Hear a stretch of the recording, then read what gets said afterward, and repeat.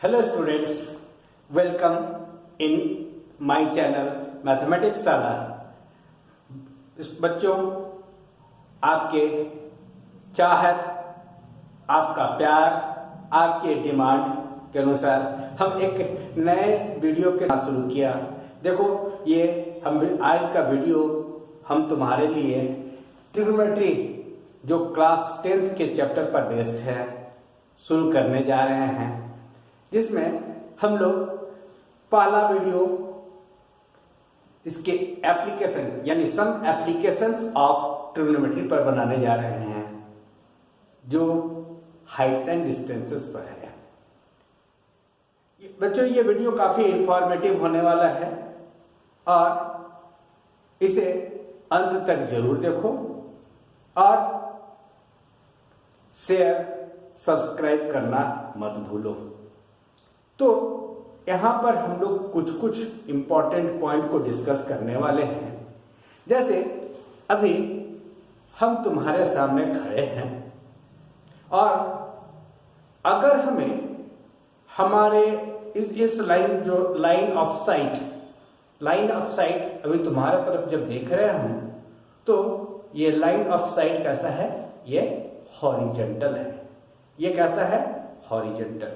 लेकिन अगर सपोज हम किसी एक ऐसे जगह पर खड़े हैं कि हमारे सामने एक मोबाइल टावर है और वो टावर के जस्ट टिप पर, उसके ऊपर पर टॉप एंड पॉइंट जो है उसको हमें देखना है, तो जस्ट हमारे आंख को ऐसे ऊपर की तरफ मोड़ना होगा। अब हमारा लाइन ऑफ साइट क्या होगा? Slanting this. तो ये हॉरिजॉन्टल लाइन जो कि भी अब हमारा है, इससे ऊपर के पॉइंट को देखने के लिए ये जो एंगल फॉर्म कर रहा है, हॉरिजॉन्टल पॉइंट से ये ऊपर देखने के लिए, ऊपर के पॉइंट को देखने के लिए जो एंगल फॉर्म कर रहा है, that angle is called angle of elevation. That angle is called angle of elevation.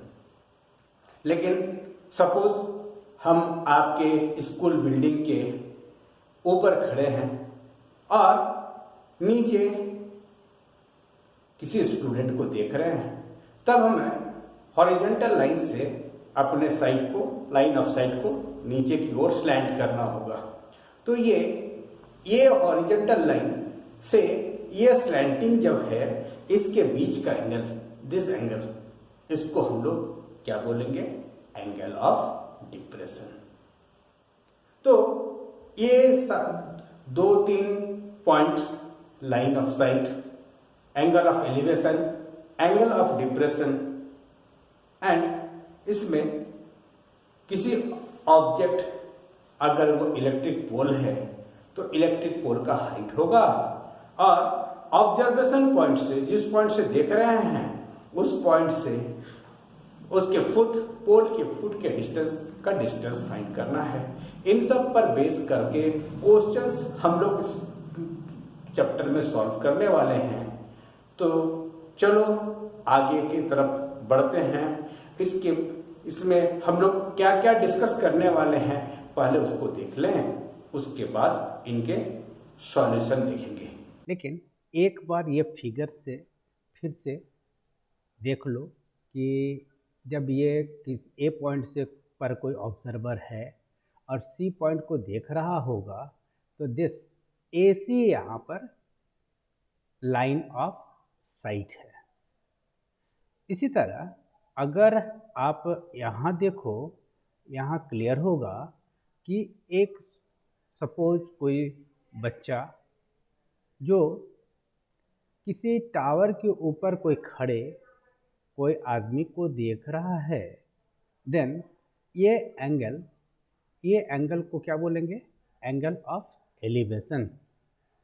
ये है हॉरिजॉन्टल लाइन, ये है लाइन ऑफ साइट। अब वो नीचे खड़ा बच्चा अगर टॉप में खड़े आदमी को देख रहा है तो उसके लिए भी लाइन ऑफ साइट है, या टॉप पर जो आदमी खड़ा है वो अगर नीचे खड़े बच्चे को देखता है तो उसके लिए भी लाइन ऑफ साइट है। लेकिन इसके लिए हॉरिजॉन्टल लाइन ये है एंड हॉरिजॉन्टल लाइन से this angle is angle of depression है। यहाँ तक तो आप समझ चुके हो और उसका डेफिनेशन आप यहाँ देख सकते हो। अब अगला क्वेश्चन जो हम लोग सॉल्व करने वाले हैं वो क्वेश्चन क्या है? वो क्वेश्चन है an electrician has to repair an electric fault on a pole of height 5 meter.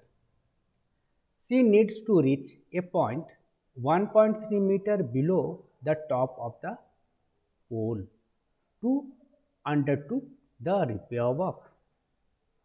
What should be the length of the ladder that she should use, which when inclined at an angle of 60 degree to the horizontal, then would enable her to reach the required position. Also, how far from the foot of the pole should she place the foot of the ladder? देखो काफ़ी बढ़िया question है। Initially समझने के लिए एक बढ़िया question ये है तुम्हारे पास। इसमें बुक में फिगर दिया हुआ है। क्या है? पहले समझो फिगर को। फिगर को समझने के बाद ही आप बना पाओगे ना। तो रिपेयर वर्क करते समय वो लाइव वायर के कांटेक्ट में तो जो रिपेयर कर रहा है इलेक्ट्रिशियन वो तो उसको टच करने भर के हाइट तक पहुंचना चाहिए और इस लैडर को इस तरह से प्लेस करने हैं स्लैंटिंग वे में कि उसका ऊपर से टॉप से 1.3 मीटर बिलो हो, यानी वो जो इलेक्ट्रिशियन है उसके सुटेबल हाइट के अनुसार अरेंज करना है। देन इसके रिपेयरिंग वर्क के लिए अगर ये 60 डिग्री के इंक्लिनेशन पर लैडर रखा जाए तो लैडर का लेंथ क्या होना चाहिए एंड फुट ऑफ द पोल से लैडर के फुट का डिस्टेंस कितना है होना है, ये आपको फाइंड करने हैं। चलो ये हम कैसे फाइंड करेंगे हम लोग? उसके लिए sine, cos, tan, cot, sec and cosecs 6 trigonometrical ratios में से किन किन का हेल्प लेंगे उसके साथ हम लोग आगे देखते हैं। ये देखो एक पोल है, let us suppose AB with the AD with the 5 meter high pole. इसका लेंथ कितना है पोल का? पोल का लेंथ है 5 मीटर एंड लैडर जो उसने रखा है, लैडर के जो टॉप उसको टच कर रहा है दैट इज 1.3 मीटर। टॉप से 1.3 मीटर बिलो ये टच कर रहा है एंड ये लैडर कितने का 60 डिग्री का एंगल बना रहा है। ये 60 डिग्री का एंगल बना रहा है ग्राउंड के साथ। देखो सबसे पहले क्या है, क्वेश्चन को बढ़िया से समझेंगे। क्वेश्चन को समझ में आने के बाद तब स्टेप बाय स्टेप सॉल्व करेंगे। यहाँ पर सारे गिवन जरूर लिखना।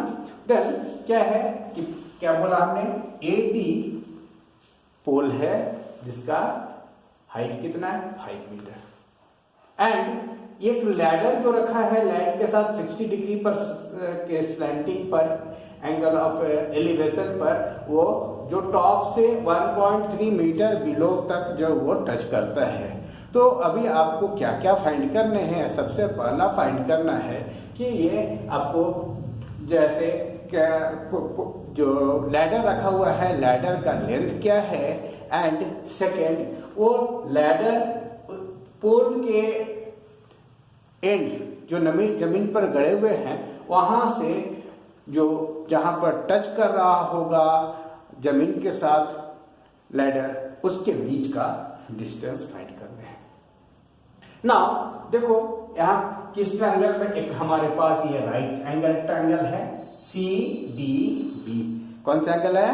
Right triangle C D B है। इसमें इन उसको लिखते जाओ, in right triangle C D B क्या क्या मालूम है?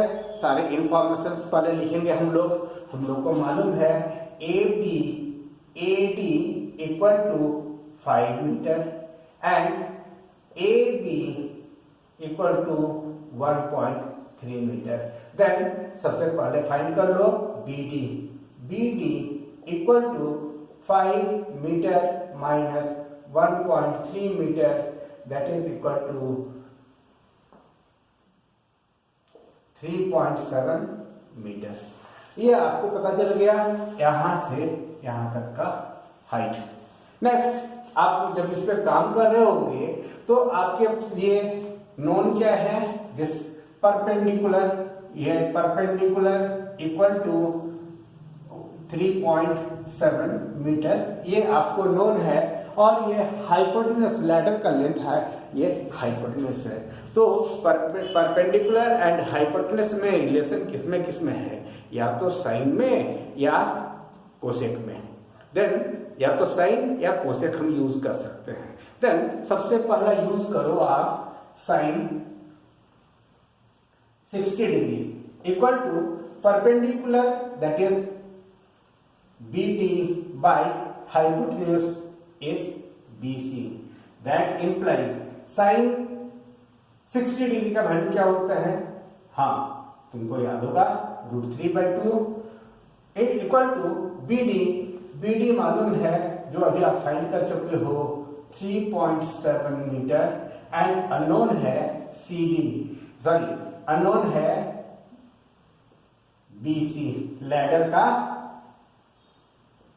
नाउ जब BC फाइंड कर रहे होंगे तो BC फाइंड करो तो क्रॉस मल्टीप्लिकेशन तुमको आता है 3.7 इंटू 2/√3।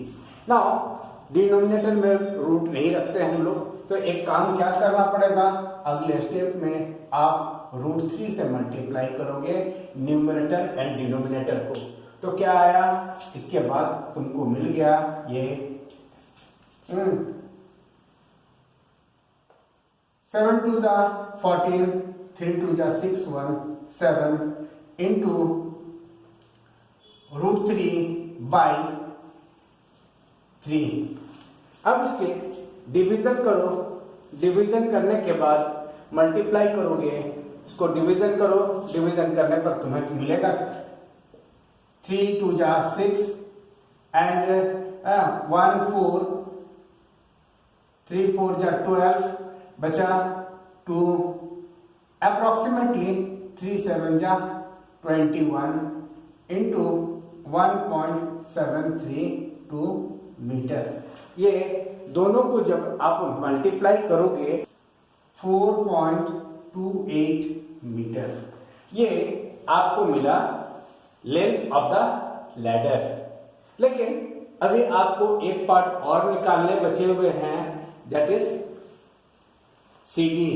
जब आपको CD निकालना होगा तब आप यूज करोगे tan, क्योंकि परपेंडिकुलर और बेस में रिलेशन tan में होता है। tan 60 degree equal to perpendicular, that is BD by base CD and this is tan 60 degree का value √3 equal to BD is known 3.7 metre and CD is unknown, तो आप उसको लिख सकते हो CD इक्वल टू 3.7/√3। फिर इसको आपको √3 से मल्टीप्लाई एंड डिवाइड करने हैं। देन ये आएंगे 3.7 into √3/3 and that is 3.7 into 1.732 divided by 3, चलो 2.14 मीटर। तो इस तरह के क्वेश्चंस हम लोग देखने वाले हैं।